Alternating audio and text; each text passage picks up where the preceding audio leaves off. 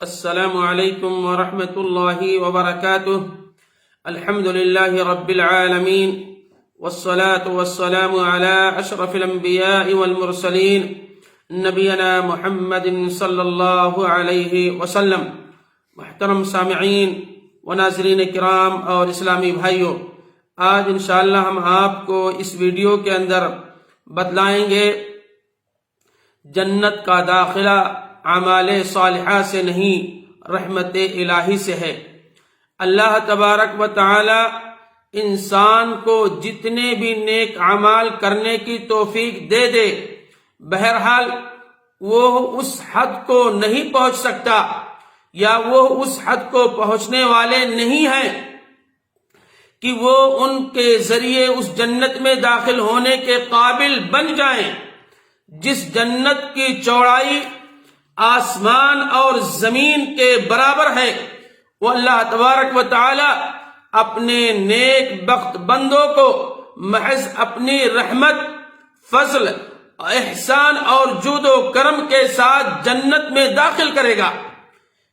تاجدار مدینہ جناب محمد رسول اللہ صلی اللہ علیہ وسلم نے فرمایا، صحیح بخاری اور صحیح مسلم شریف کی روایت ہے، صحیح بخاری کے اندر 6467 نمبر حدیث اور صحیح مسلم شریف کے اندر 2818 نمبر حدیث، فرماتے ہیں سددوا وقاربوا فإنه لا يدخل أحد الجنة عمله قالوا ولا أنت يا رسول الله صلى الله عليه وسلم قال ولا أنا إلا أن يتغمدني الله بمغفرة ورحمة رواہ البخاری و مسلم۔ درستگی کے ساتھ عمل کرتے رہو، میانہ روی اختیار کرو، بلا شبہ کسی شخص کو اس کا عمل جنت میں داخل نہیں کرے گا، یعنی اپنے عمل کے ذریعے سے تم جنت کے اندر داخل نہیں ہو سکتے ہو۔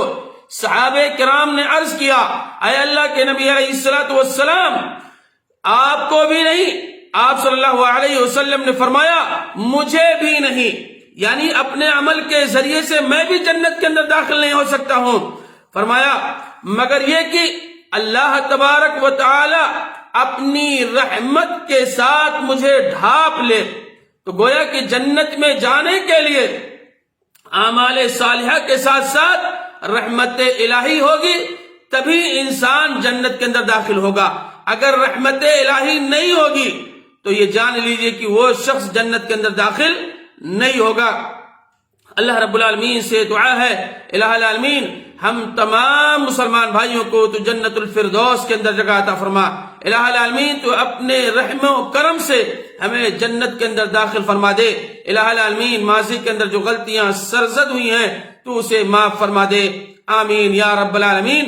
السلام علیکم ورحمۃ اللہ وبرکاتہ۔